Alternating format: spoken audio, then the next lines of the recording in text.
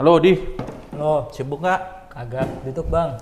Oke. Mumpung belum pasien nih kita cerita-cerita dulu. Yoi. Biasa. Gimana hari ini, sehat kan? Sehat, alhamdulillah. Siap. Gimana, macet nggak tadi? Wih, parah coy balik papan. Hujan terus ya? Hujan terus, Pagi-pagi hujan macet kita. terus.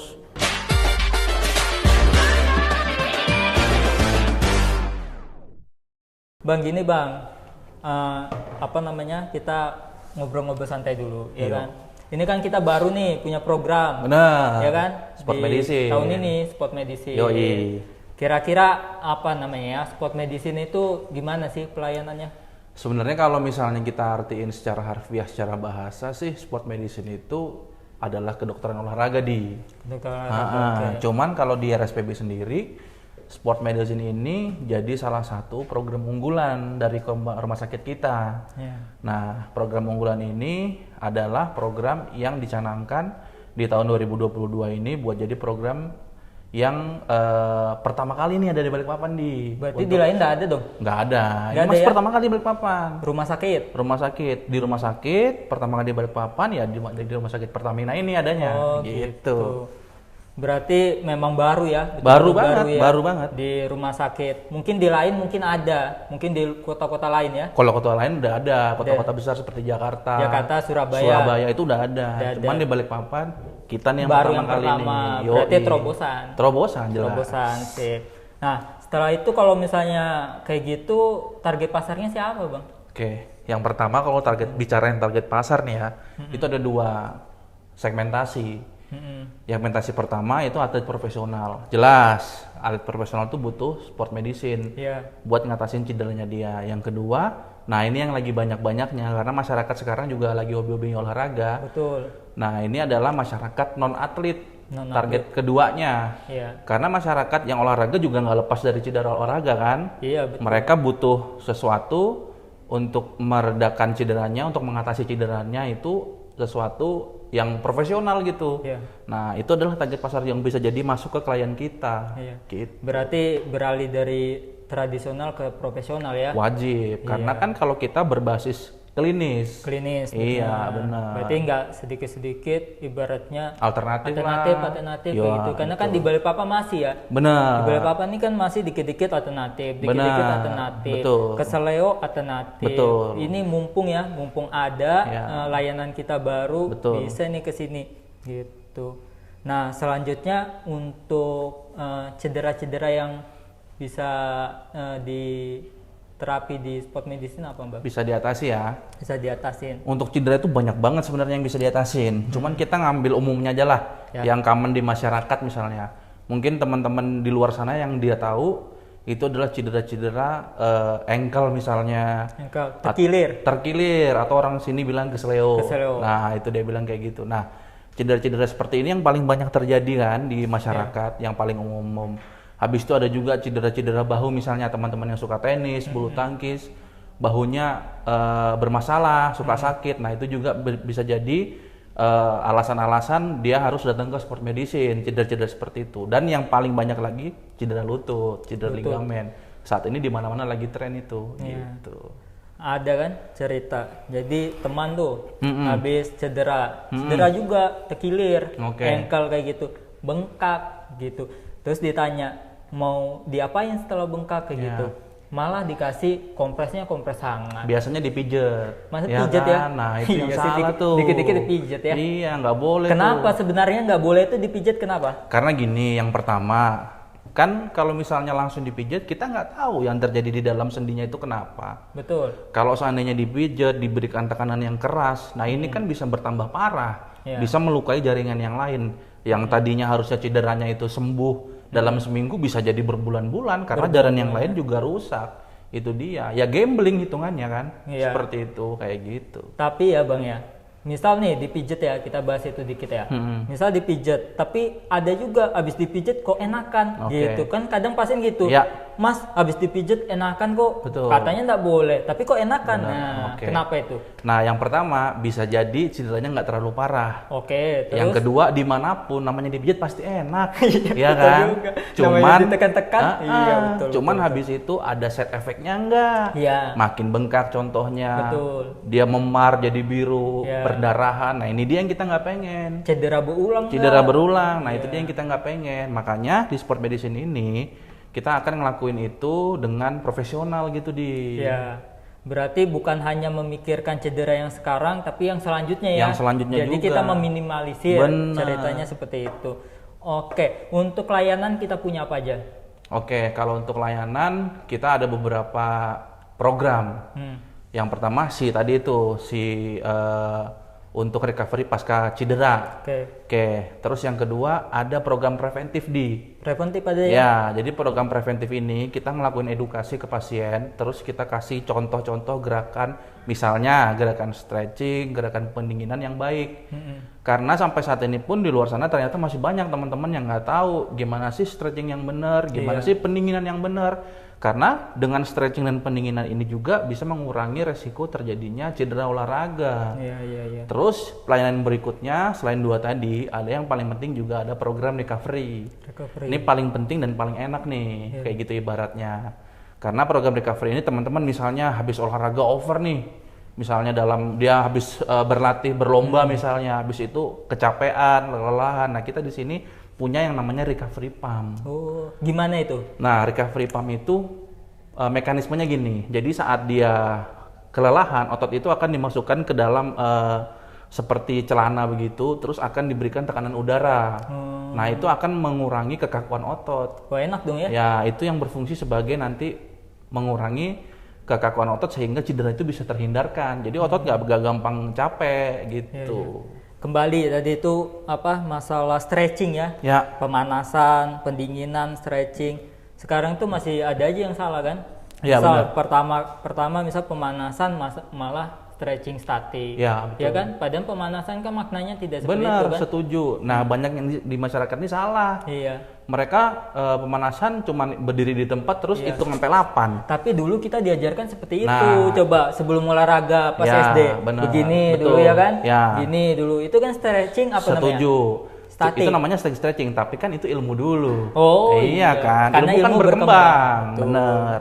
Kalau yang namanya pemanasan sekarang itu yang paling bagus adalah dynamic stretching. Oh, gitu Jadi mereka melakukan pemanasan dengan gerakan. Misalnya contoh-contoh nih gerakan-gerakan sprint-sprint kecil yang dilakuin pemain-pemain sepak bola di pinggir lapangan. Nah, itu salah satu pemanasan juga. Nah, contoh-contoh seperti itu nih dynamic stretching yang benar. Dia meningkatkan fungsi paru kan, Ya, paru dan jantung betul. dulu kan. Baru dia lagi olahraga. Olahraga. Nah, kan membuat semua suhu tubuh naik, akhirnya organ siap nih buat Iya.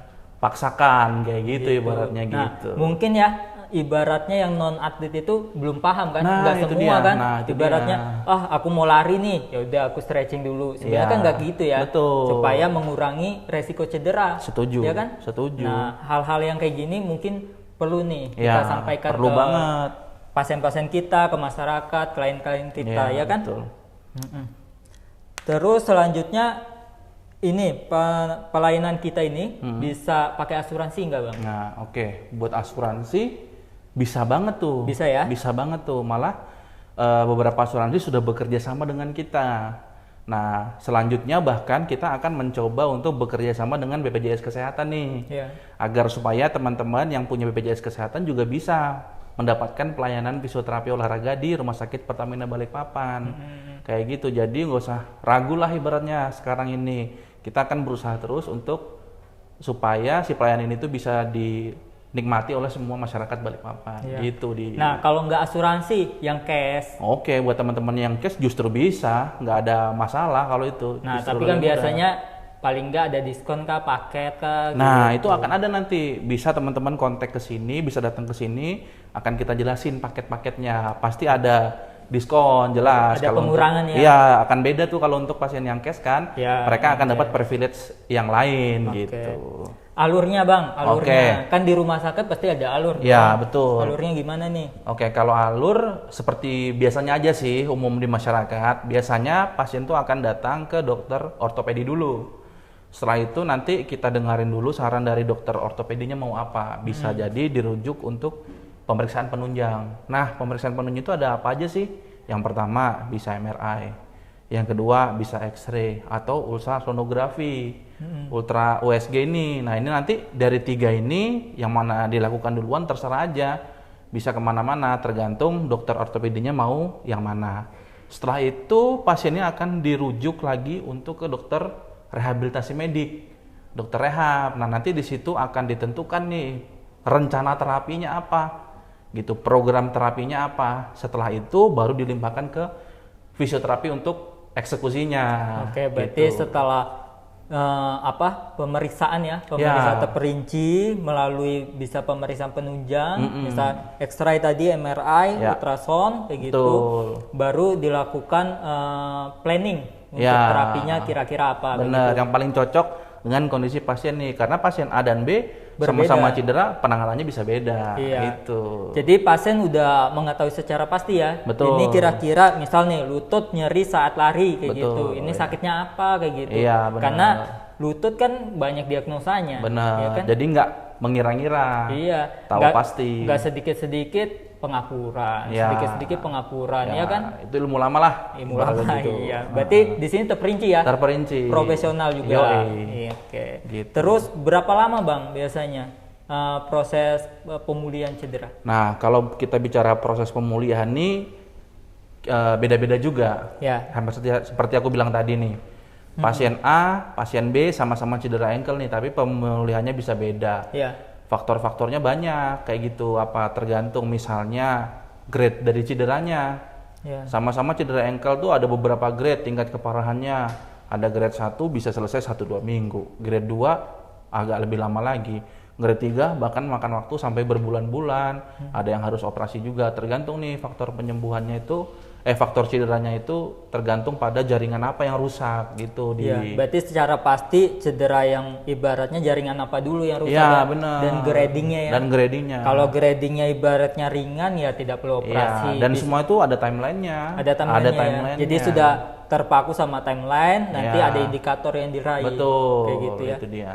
Nah, biasanya tuh pada bingung ya. Orang-orang tuh bingung, pasien bingung cedera baru sama cedera lama.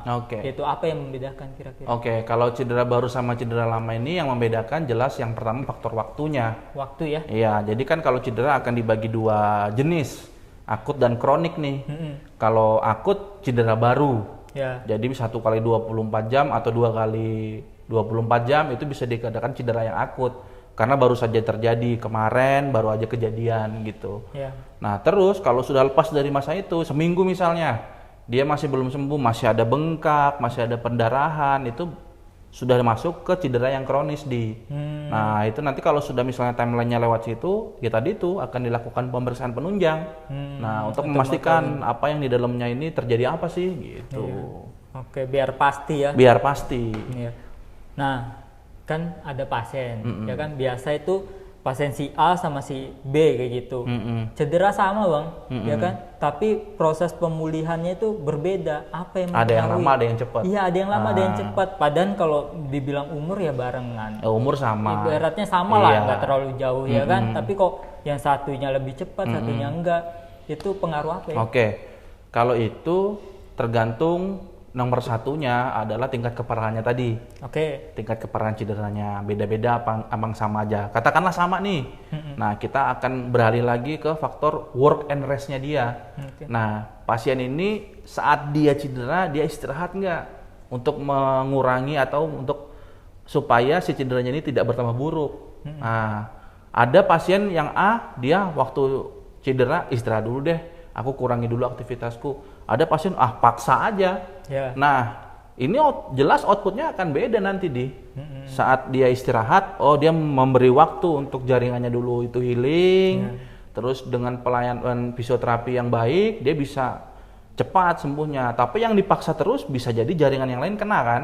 Otomatis faktornya itu bertambah lama sih waktu penyembuhannya dia. Kayak gitu. Bisa kemana-mana ya? Bisa kemana-mana. Dia bisa re-injury kembali. Betul, kayak bisa gitu. cedera ulang. Jadi ibaratnya sudah membaik, habis itu dia main lagi, dia Karena olahraga dipaksa, belum melewati cedera timeline-nya lagi. bisa cedera lagi gitu. Iya, Terus yang ketiga yang paling penting di Apa psikologi. Psikis ya? Ya, psikis ini paling penting, psikologi ini paling penting. Contohnya misalnya di atlet, kalau atlet mungkin dia fighting spiritnya gede, Iya. ya kan. Jadi dia nggak takut nih untuk ngelakuin gerakan-gerakan yang sudah istilahnya sudah di-clearkan lah oleh si fisioterapinya. Jadi dia mau melakukan gerakan itu dan berani. Kalau misalnya teman-teman yang lain mungkin yang non atlet, dia nggak berani, agak takut-takut nih ngelakuin gerakan-gerakan itu. Iya. Nah itu dia makanya teman-teman yang itu harus datang ke sini. Kenapa Biar gitu? diedukasi. Ya edukasi.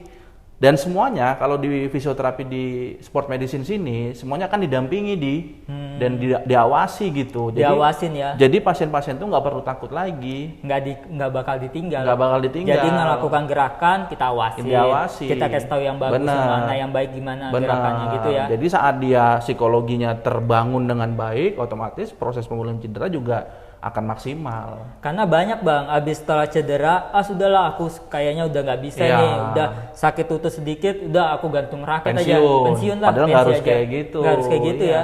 Karena kita sampai kapanpun harus tetap olahraga. Iya. Gitu. Karena sangat penting kan Penting olahraga itu kan, banget. ibaratnya menjaga Kebugaran. kebugaran, Yoi, kayak benar. gitu. Nah, gini bang, aku kan biasa olahraga nih. Yoi. Coba kasih tips. Ibaratnya supaya aku bisa olahraga waktunya yang bagus. Oke. Gini sebenarnya kalau olahraga itu apapun olahraga itu bagus semuanya. Apapun Ibaratnya ya. gitu, apapun tuh bagus. Yang penting bisa ya. Yang penting bisa, jangan yang nggak bisa. Iya, iya. Bingung ntar Iya, gitu. Yang penting bagus, yang penting olahraga itu semuanya bagus sebenarnya. Cuman yang baiknya gimana nih? Nah, itu kita balikin ke target masing-masing. Iya. Kalau dia atlet ya targetnya prestasi. Kan Iya. ibaratnya gitu. Jadi harus gila-gilaan olahraganya dan latihannya. Ya karena ibaratnya pekerjaan kan, dia bukan itu hanya mata have fun. pencahariannya dia, Mata ibaratnya pencaharian. gitu.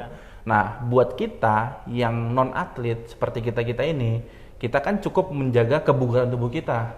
Nah, itu indikasinya biasanya adalah kalau misalnya tubuh itu patokannya itu 200 menit per minggu. Per minggu. Jadi terserah nih si Adi mau ngebaginya gimana. Misalnya 200 menit dibagi 3 hari. Jadi dalam seminggu 3 kali ngelakuin olahraga. Bisa juga Adi bagi jadi 7 tuh. Semua ya. Semua setiap Berarti hari setiap olahraga. hari aku olahraga. Boleh, nggak masalah. Yang penting waktunya. Kalau 200 menit kita bagi 7, itu kira-kira mungkin nggak lebih dari setengah jam deh setiap harinya. Oh, Kan berarti mudah banget. Gampang ya. Gampang banget. Ibaratnya kita lari kayak gitu, Iya, nggak sampai setengah jam. benar. kayak Sepedaan, gitu. Sepedaan bisa ya. Gitu. Yang penting Cukup. olahraga ya. Nah, itu cukup untuk menjaga kebugaran dan menjaga kualitas jantung. Oh, itu sih yang paling penting. Itu yang paling Karena penting. kan kita harus bugar terus kan. Oke. kayak gitu. Tapi kadang gini, kalau misalnya kita berlebihan, kadang kan nimbulin injury kan, cedera Betul, kan, iya. kayak gitu. Tapi kalau misalnya terlalu sebentar juga, kayak nggak ada manfaatnya kayak Iya, gitu. Berarti 200 menit Per minggu, ya. benar. Itu Tergantung ngaturnya. Tergantung, terserah teman-teman mau ngaturnya gimana. Oke, aku tak ke belakang dulu sebelum Oke, pasien kita ya. siap. Oke. Makasih. Terima kasih Adi. Tuh. Oke.